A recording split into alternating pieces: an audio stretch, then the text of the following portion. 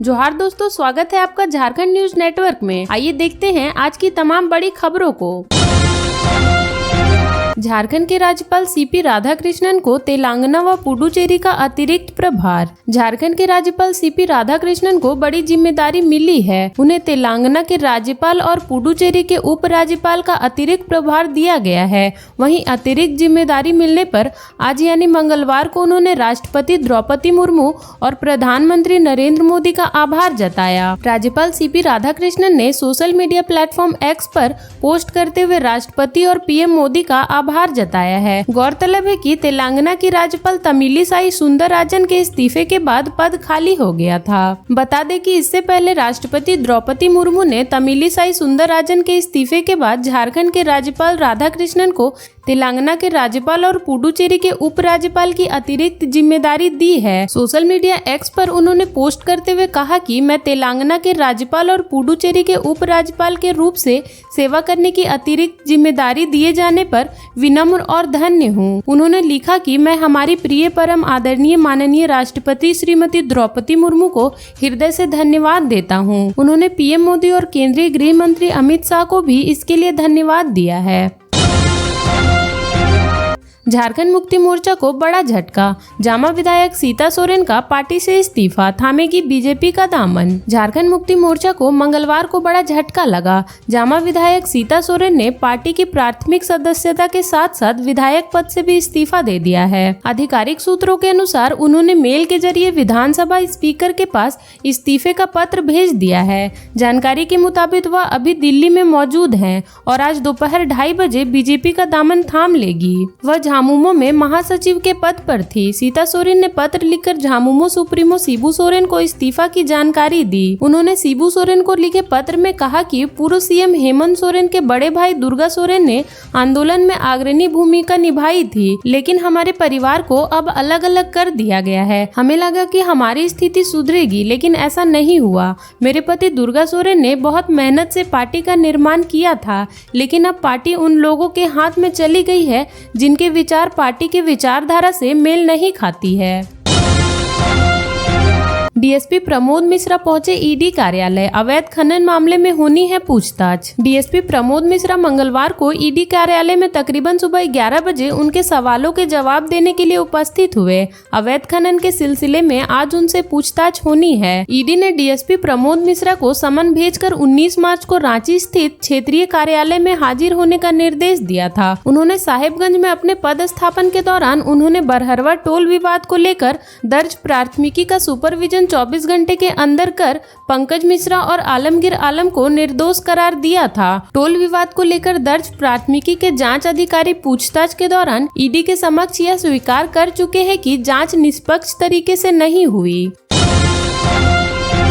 झारखंड में कब तक होगी बारिश? आज 60 किलोमीटर की रफ्तार से चल सकती है हवा। बंगाल की खाड़ी में एक एंटी साइक्लोन बना हुआ है। झारखंड के हिस्से से एक टर्फ भी आंध्र प्रदेश की ओर जा रहा है। झारखंड के अलग अलग हिस्सों में रविवार से ही हल्का असर दिख रहा है। 19 मार्च को इसका सबसे व्यापक असर दिख सकता है। राज्य के कुछ हिस्सों में 60 किलोमीटर प्रति घंटे तक की रफ्तार से हवाएं चल सकती है। ओलावृष्टि और गर्जन के साथ वज्रपात भी हो सकता है। इसे लेकर मौसम विज्ञान केंद्र ने राज्य के 4 जिलों पूर्वी व पश्चिमी सिंहभूम, सरायकेला खरसावां और सिमडेगा को छोड़कर शेष सभी जिलों के लिए येलो अलर्ट जारी किया है। पूर्व सीएम हेमंत सोरेन के प्रेस सलाहकार अभिषेक प्रसाद ने माना माइनिंग लीज में मिली थी प्रशासनिक मदद। ईडी ने सोमवार को अभिषेक प्रसाद श्रीवास्तव उर्फ पिंटू से अवैध खनन और विनोद सिंह के संबंध में पूछताछ की। इस दौरान पिंटू ने साहेबगंज के माइनिंग लीज लेने और इससे प्रशासनिक स्तर पर मदद मिलने की बात स्वीकार की। साथ ही विनोद सिंह से अपने संबंधों को स्वीकार किया। बता दें कि ईडी ने अवैध खनन की जाँच के दौरान इसी साल जनवरी में पिंटू और विनोद सिंह के ठिकानों पर छापा मारा था। सोमवार को हुई पूछताछ के दौरान ईडी ने पिंटू से विनोद सिंह के माध्यम से किए गए निवेश से जुड़े सवाल पूछे। वहीं विनोद सिंह के मोबाइल फोन के व्हाट्सएप चैट से मिले ब्यूरो को लेकर भी पूछताछ की। पिंटू ने विनोद सिंह के साथ साथ अपने संबंधों को स्वीकार किया, लेकिन उसके माध्यम से किए गए निवेश और तकनीकी सीएम हेमंत सोरेन से विनोद सिंह के संबंधों को लेकर लगे आरोपों से इनकार किया। ईडी ने विनोद, पिंटू और हेमंत सोरेन के बारे में मिली शिकायतों के आधार पर विनोद सिंह को भी छापेमारी के दायरे में शामिल किया था। ईडी को मिली शिकायतों में पिंटू और हेमंत सोरेन पर विनोद सिंह की कंपनी के जरिए निवेश का आरोप लगाया गया था। ईडी ने इस सिलसिले में प्रारंभिक जांच के बाद छापेमारी की थी। अवैध माइनिंग के सिलसिले में हुई पूछताछ के दौरान पिंटू ने साहिबगंज के माइनिंग लीज लेने की बात स्वीकार की। उन्होंने स्वीकार किया कि लीज के मामले में उन्हें प्रशासनिक स्तर पर मदद मिली थी।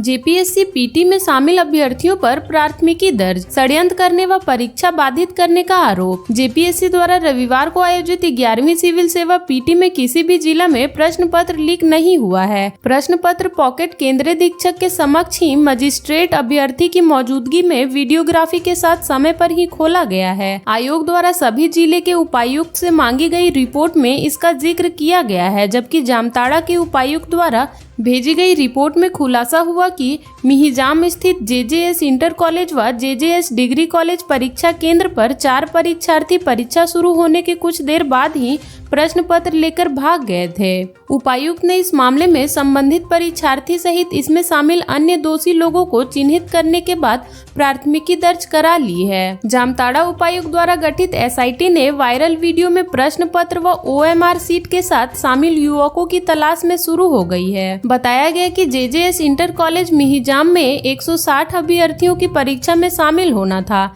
लेकिन मात्र 60 अभ्यर्थी ही उपस्थित हुए। इसी प्रकार जेजेएस डिग्री कॉलेज मिहिजाम के कुल 204 अभ्यर्थियों में से 66 अभ्यर्थी ही परीक्षा में उपस्थित हुए। इधर जेपीएससी ने राज्य के डीजीपी को पत्र लिखकर सिविल सेवा पीटी मामले में अफवाह फैलाने वाले पर नियमानुसार सख्त कार्रवाई करने के लिए कहा है, ताकि भविष्य में ऐसी घटनाओं की पुनरावृत्ति नहीं हो।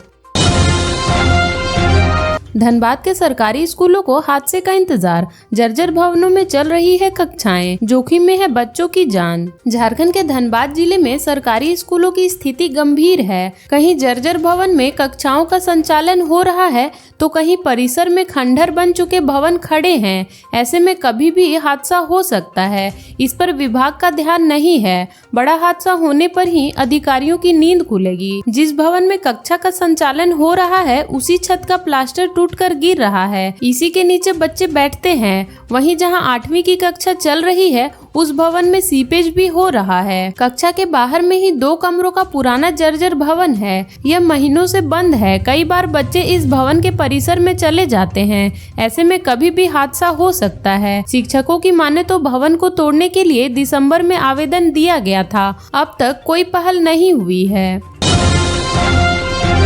धनबाद सिविल कोर्ट परिसर में जमीन कारोबारी ने अधिवक्ता परिमल आचार्य पर किया हमला, केस दर्ज। झारखंड के धनबाद जिले के न्यू जगजीवन नगर सरायढेला निवासी जमीन कारोबारी रवि रंजन वर्मा ने सोमवार को धनबाद सिविल कोर्ट परिसर में अधिवक्ता परिमल आचार्य पर हमला कर दिया।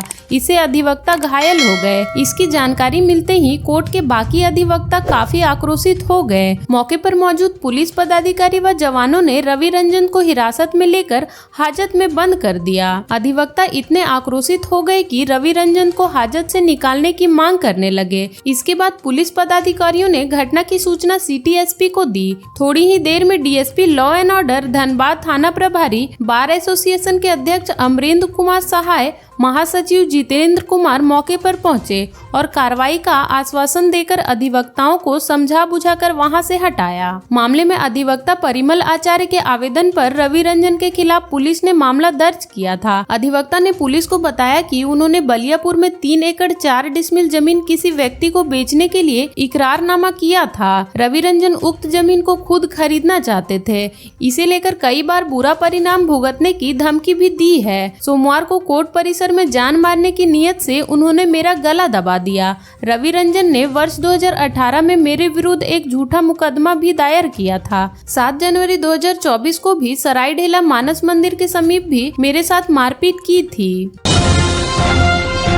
सचिन तेंदुलकर ने बोकारो के अंतर्राष्ट्रीय tennis ball cricketer Chandan Kumar को किया सम्मानित। 1 लाख रुपए की दी स्कॉलरशिप। बोकारो जिले के कसमार प्रखंड के मंजूरा निवासी टेनिस बॉल के अंतर्राष्ट्रीय क्रिकेटर चंदन कुमार को भारतीय टीम के पूर्व क्रिकेटर सचिन तेंदुलकर ने सम्मानित किया है। इसके तहत उन्हें प्रोत्साहन करने के लिए 1 लाख रुपए की स्कॉलरशिप राशि दी गई है। मुंबई में खेले जा रहे टेनिस क्रिकेट के इंडियन स्ट्रीट प्रीमियर लीग के दौरान दादो कोंडादेव स्टेडियम में चंदन को यह पुरस्कार दिया गया। इसके अलावा सचिन तेंदुलकर ने बोर्ड को 1 करोड़ 1 लाख रुपए की स्कॉलरशिप अलग से दी, उसमें भी चंदन कुमार शामिल हैं। चंदन के अनुसार पुरस्कार प्रदान करते हुए सचिन तेंदुलकर व विजय कामली ने उन्हें यह भी आश्वासन दिया कि बहुत जल्द ISPL और IPL में भी खेलने का मौका मिलेगा। चंदन ने बताया कि इसी बार उन्हें ISPL में खेलना था, लेकिन कुछ वजह से वह नहीं खेल सके। लोकसभा चुनाव से पहले झारखंड के गृह सचिव के तबादले पर क्या बोले मुख्य निर्वाचन पदाधिकारी। झारखंड के गृह सचिव को बदल दिया गया है। गृह सचिव अरवा राज कमल को चुनाव आयोग के आदेश के बाद इस पद से मुक्त कर दिया गया। अरवा राज कमल के पास गृह सचिव का अतिरिक्त प्रभार था, उनको इस पद से हटा दिया गया है। झारखंड समेत देश के 6 राज्यों के गृह सचिव बदले गए हैं। इस संबंध में जब झारखंड के मुख्य निर्वाचन पदाधिकारी रवि कुमार से पूछा गया तो उन्होंने कहा कि इसमें क्या नया है, चुनाव आयोग के आदेश से अधिकारी को बदला गया है, यह प्रक्रिया का हिस्सा है। इस विषय पर वह कोई कमेंट नहीं करेंगे। ज्ञात हो कि चुनाव आयोग ने झारखंड के गृह सचिव समेत देश के 6 राज्यों के गृह सचिवों का एक साथ तबादला कर दिया है। झारखंड के ऐसे ही छोटी बड़ी खबरों से जुड़े रहने के लिए चैनल को सब्सक्राइब कर ले और बेल आइकन प्रेस कर ले ताकि हर वीडियो का नोटिफिकेशन आपके फोन पे चला जाए।